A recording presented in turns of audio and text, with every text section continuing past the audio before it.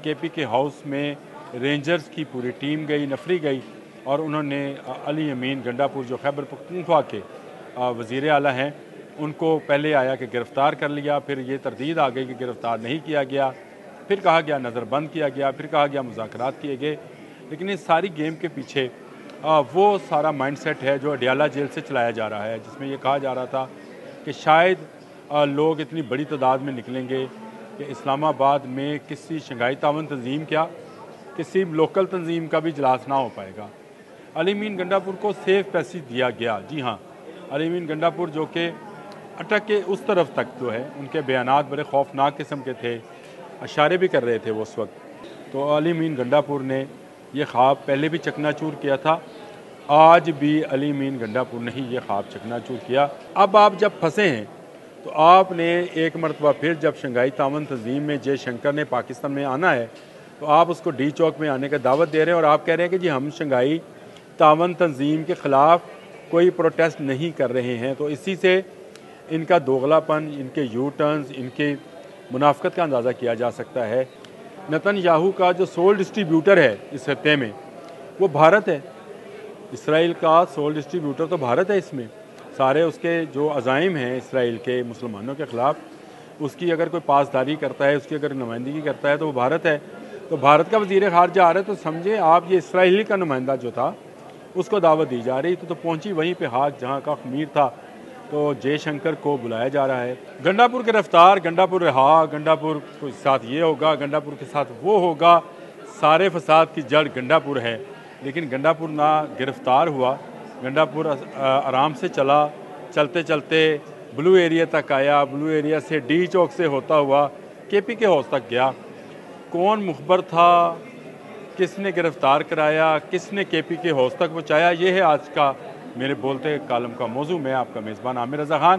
तो आज बात करते हैं पाकिस्तान तहरीक-ए-इंसाफ के एहतजाज की, जिसमें आज सबसे बड़ी खबर तो यही है कि केपी के हाउस में रेंजर्स की पूरी टीम गई, नफरी गई और उन्होंने अली अमीन गंडापुर जो खैबर पख्तूनख्वा के वज़ीर आला हैं उनको पहले आया कि गिरफ़्तार कर लिया, फिर ये तरदीद आ गई कि गिरफ़्तार नहीं किया गया, फिर कहा गया नज़रबंद किया गया, फिर कहा गया मुज़ाकरात किए गए।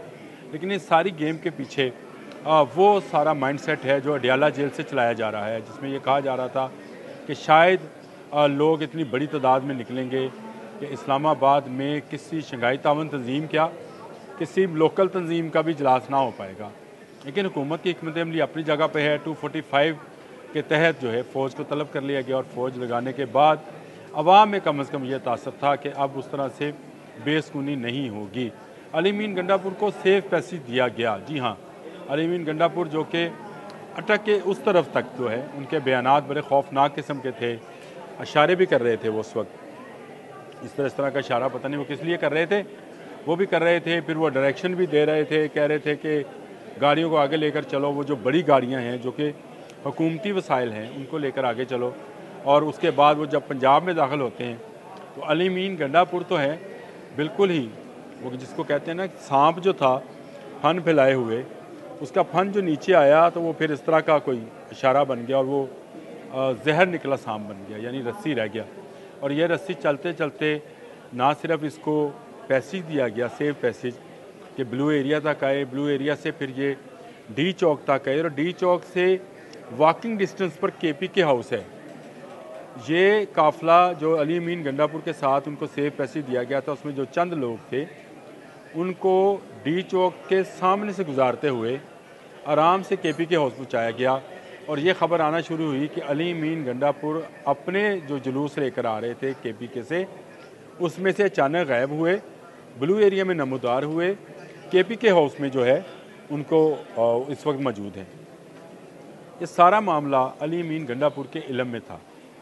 मैंने आपसे पहले भी बारहा ये बात की है कि ताज़ा खबर आई है अली अमीन गंडापुर अपना भाई है। ये अपना भाई है, इसको बचाना है। जिस तरह फैसल वाडा ने कहा था कि अडियाला जेल में बैठा शख्स ये चाहता है कि इस मुल्क में खून खराबा हो, लाशें गिरे, ख़ुद उसके बच्चे जो हैं वो बिरूने मुल्क बैठे हैं, वो कभी नहीं आएंगे। इस इनकलाब के लिए जिसका ख्वाब अडियाला में बैठा एक खपती शख्स देख रहा है। तो अली अमीन गंडापुर ने यह ख्वाब पहले भी चकनाचूर किया था, आज भी अली अमीन गंडापुर ने ही ये ख्वाब चकनाचूर किया।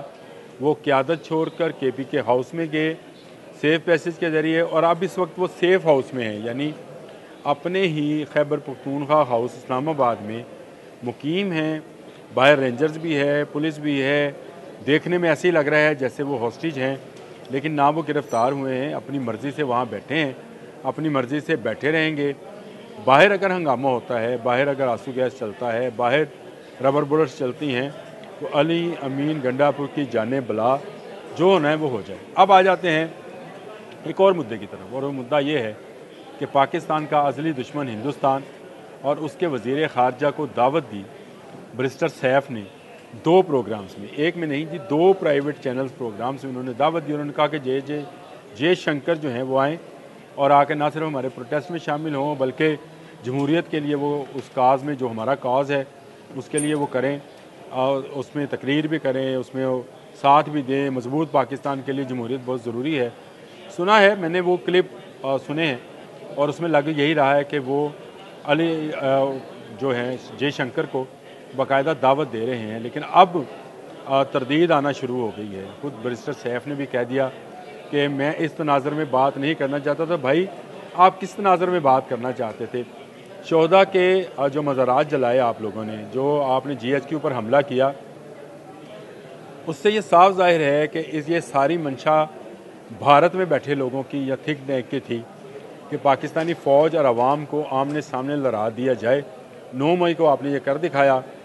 अब आप जब फंसे हैं तो आपने एक मरतबा फिर जब शंघाई तावन तंजीम में जयशंकर ने पाकिस्तान में आना है तो आप उसको डी चौक में आने का दावत दे रहे हैं, और आप कह रहे हैं कि जी हम शंघाई तावन तंजीम के ख़िलाफ़ कोई प्रोटेस्ट नहीं कर रहे हैं। तो इसी से इनका दोगलापन, इनके यू टर्न्स, इनके मुनाफ़कत का अंदाज़ा किया जा सकता है कि जयशंकर तो आज आकर नहीं बैठे हुए, जयशंकर ने तो आना है। आएंगे तो इनके वो कह रहे हैं कि जी हमारे मुजाहरे में भी आएँ। तो मुझे किसी दोस्त ने अच्छी फप्ती कसी, उसने कहा कि जब बच्चे को मार पड़ती है वो जाकर बाप को शिकायत करता है। PTI जिनको बाप समझती है वो उनको बुला लिया। दूसरे दोस्त ने तबसरा किया, उसने कहा जी देखें नेतन्याहू को तो कहा नहीं जा सकता था क्योंकि वो शंघाई तावन तंजीम का मेंबर नहीं है। नेतन्याहू का जो सोल डिस्ट्रीब्यूटर है इस खत्ते में वो भारत है। इसराइल का सोल डिस्ट्रीब्यूटर तो भारत है। इसमें सारे उसके जो अज़ाइम हैं इसराइल के मुसलमानों के ख़िलाफ़, उसकी अगर कोई पासदारी करता है, उसकी अगर नुमाइंदगी करता है तो वो भारत है। तो भारत का वज़ीर ख़ारजा आ रहा है तो समझे आप ये इसराइली का नुमाइंदा जो था उसको दावत दी जा रही। तो पहुंची वहीं पे हाथ जहां का खमीर था। तो जयशंकर को बुलाया जा रहा है। अच्छी बात है। वज़ीर दाखिला मोहसिन नकवी ने आज अपनी जो मीडिया कॉन्फ्रेंस की उसमें उन्होंने इस बात का खुलकर इज़हार किया कि ये सारा मजमा, ये सारा शोर गोगा, ये सारा हंगामा जो है लगाने का और कोई मकसद नहीं है। सिर्फ एक मकसद है कि शंघाई तावन तंजीम का जो इजलास पहली मरतबा पाकिस्तान में होने जा रहा है वो ना हो। इसमें रूस है, चीन है, सारी वस्ती एशियाई रियासतें हैं, भारत है। और अगर ये इजलास यहाँ पर होता है तो इसका मतलब ये है कि पाकिस्तान दुनिया भर में तनहा नहीं है। एक अच्छी बड़ी तंजीम जिसमें सुपर पावर शामिल है, जिसमें 7 में से 4 एटमी क़ुव्वतें जो हैं उसमें शामिल हैं, और उसकी मेज़बानी अगर पाकिस्तान करता है तो ये पूरी दुनिया के लिए एक बड़ा स्ट्रॉन्ग मैसेज था।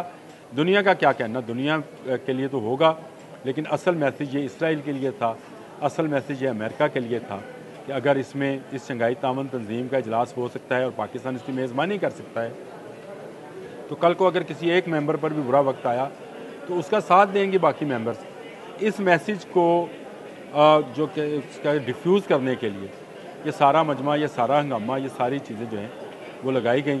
और अब ये कहा जा रहा है कि हमने इस तनाज़र में बात नहीं की, तो ये भी एक मुनाफिकाना अमल है। इस वक्त इस्लामाबाद में हालात मामूल पर आना शुरू हो गए हैं। वो जो KPK से लोग आए थे कुछ वापस चले गए। आर्मी आ चुकी जो कि अब शंघाई तावन तंजीम के इजलास तक रहेगी। 245 के तहत इस आर्मी को लगाया गया है। ये इसने तमाम तनसीबात की हिफाजत करनी है, तमाम उन लोगों की हिफाजत करनी है जो बैरून मुल्क से आएंगे, जो मुख्तलिफ मंदूब आएंगे।